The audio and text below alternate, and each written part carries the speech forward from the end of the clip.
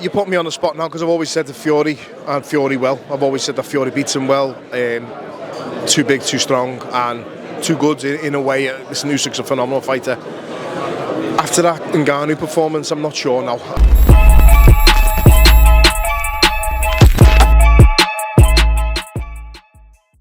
Danny Gathone here for Pro Boxing Fans. We're at Manchester's press conference day. Jordan Gill's off the bar. Good to have with me Paul Smith. Good to see you again, Paul. How's things? Mate, good to see you. Thanks. Yeah, you all right? I'm plugged along. Here, I saw you chatting to Steve Clark. I was actually there on his debut. It was the Jonas undercard. He must have sold about 1,000 tickets that night. Was it first, second round stoppage? You must be really excited about him. Yeah, I'm buzzing with him. He's had his first fight now. He's done half the amount of tickets for this one because it's in Manchester and it's Grand National weekend, so he's struggled a bit, but he's still done 450 for this, and he's disappointed with it. He's a big ticket seller, big family and friends in Liverpool. Even like this fight being in Manchester, he's just to do 400 odd tickets for Manchester, being from Liverpool is good. Never mind on Grand National weekend, but he's disappointed because he hasn't done like over 500 or close to 1,000 last time. So that's the type of kid he is. You know, he is a big ticket seller, but he can fight as well. It's a pleasure to have him here. And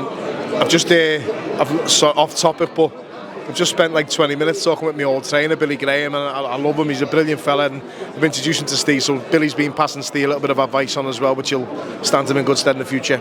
How much of a difference does it make in the early stages of a fighter's career being able to sell tickets like that and get those opportunities when, you know, they can be so hard to present themselves for fighters from the smaller hall shows? It's a good question, and I've been asked by some kids to manage them because I'm a manager, and the same way boxing trainers will be asked to train fighters because they train fighters.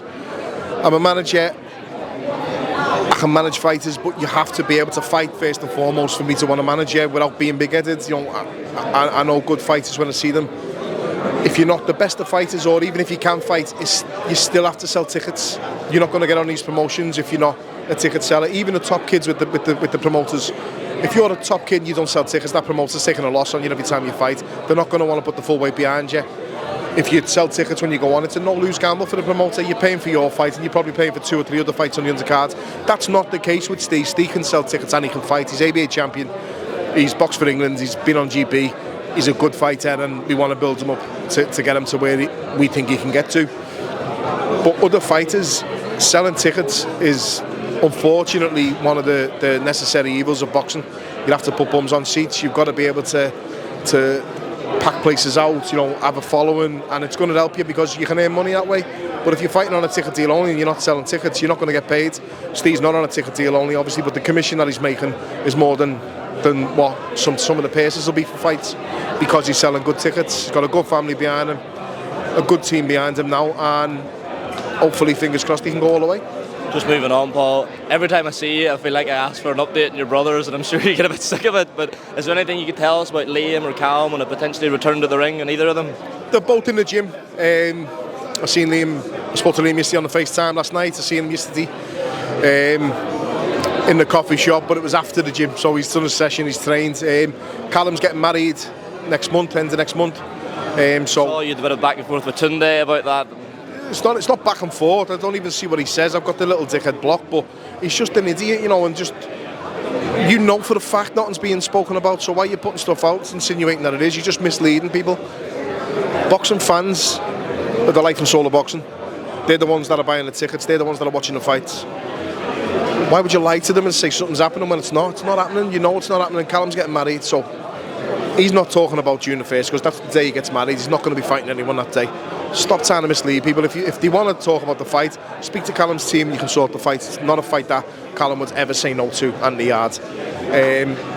But yeah, it is what it is. You know, too many people in boxing are more interested in being in the limelight and having people think they're in the know or think they're doing things when they're not. But you know, I'm not like that, and Callum's certainly not like that. Callum is going to fight on, I think. That's what he said. He's in the gym, he's working hard, he's getting married, and then after that, him and his team can sit down and arrange a fight for them. Glad to hear it, Paul. Just a couple of quick ones before I let you go. I remember when we were in Canada, I talked to you about Francis Ngannou, Anthony Joshua, which obviously hadn't happened at that stage, and you said, look, with the greatest of respect, he's not a boxer, I don't see him being able to live with AJ. I can't remember, it was something about where he wouldn't rank in the heavyweight division, and a lot of people in the comments like came for you and said it was disrespectful. You were proved right ultimately by what happened. Just talk me through what your thoughts on the fight were. Obviously, it's what you were expecting. Listen, I was proved right this time because it was right, and what happened, what should have happened. But in the first fight with Fury, what should have happened didn't happen, and I was proved wrong. But as we're hundreds of thousands of boxing people who know the boxing, we were all wrong. Francis Ngannou isn't a boxer. That got proved right, but he's done unbelievable. He's made life-changing money. He's made more money in that fight than I made my full career. That's unbelievable achievement for him. MMA, he's brilliant. He's an animal. The stuff he was saying to Fury, I was half like chuckling, listening to it, and I was there listening to it when he said it live. You know, be thankful this is boxing rules. He's right. In a cage, it'd be a different story. It'd be the other way around, but this is boxing. And in boxing, Anthony Joshua, Tyson Fury, Usyk, any of them should destroy Francis Ngannou as he would in a cage. That's my only problem with it. You know, keep it separate. I'm not sitting there calling MMA fighters. I wouldn't last 2 minutes in a cage. I openly say that. Fancy my chances against them in a ring, but that's my domain. In their domain in a cage, you're not going to do it. I don't mind the crossover fights. I don't mind seeing them if they're interesting. I watched McGregor Mayweather. I watched that. I watched Ray Mercer, I think it was, get beat. I watched James Toney get beat. You know, morbidly I'll watch it, but I don't really want to see it. You know, I love a good MMA fight, especially if there's a lot of striking in it. I appreciate the sport. I admire them so much and I respect them so much. I love boxing. I'll watch any fight that's on in boxing. That's just how it is. That's my sport. But yeah, what happened in that second fight should have happened, and I think that should have been what happened in the first Fury fight. You touched on that Fury fight and how he didn't perform against Francis Ngannou. I was up in Morecambe yesterday for the sort of impromptu press conference. He looks in a lot better shape than certainly he did before the Francis Ngannou fight. How do you break down that fight with Usyk, given what we've seen from Tyson against Francis Ngannou, or do you just put that down to an off night and not taking them seriously? No, but you put me on the spot now, because I've always said to Fury, and Fury well, I've always said that Fury beats him well. Too big, too strong, and too good in a way. Listen, Usyk's a phenomenal fighter. After that Ngannou performance, I'm not sure now, and I don't mean any disrespect to Fury. I love Fury. I love Usyk. I always fancied Fury well and easy. At the moment, if Fury's last performance against Ngannou is a sign of him deteriorating or aging, or maybe being a little bit past his best, then he's got problems with Usyk. Again, no disrespect to him.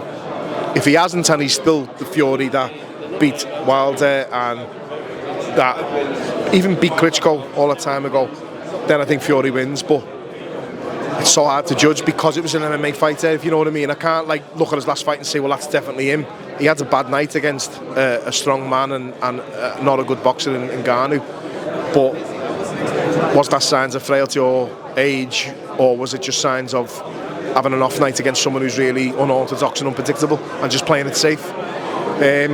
One thing's for sure, we'll find out, but one thing is for sure, Usyk will be 100% and he'll be on it, and he's unbelievable and mentally so strong, physically very, very good, ability unbelievable. It's a tough one now for me, but I think that's my explanation anyway. If Fury still got it, I think it's Fury. If not, you can't see past Usyk. You mentioned the Fury fight with Klitschko. Now, we've not seen that sort of back foot styles from Tyson Fury, I think, maybe since the first Wilder fight, and a lot of people wonder, has he still got it in reserve to do that? Has he still got the legs to do that? Do you think he can resort back to that if need be, or how do we know? Does he have to?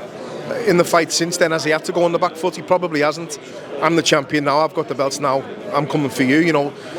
Again, the type of opponents that he's fought. Wilder, he was better against Wilder when he attacked and when he was offensive, in my opinion. Evander Holyfield beat Mike Tyson by bullying the bully. Sometimes you've got to go on the front foot. It's not really in his interest to be dancing around and boxing and moving anyway. Fury, the size of him, you know, you can't do that for 12 rounds at a good pace. But listen, I think we'll find out soon enough. If he's still got it, we'll know. And if he's still got it, it's going to be some fight. It's one that I'm looking forward to. I'm going to enjoy it. And I'm sitting on the fence. I'll have splinters in my ass. Well, Paul, we'll wrap it up there. Thanks for your time as always. Good to see you again, mate. Cheers, Paul. Thanks, mate.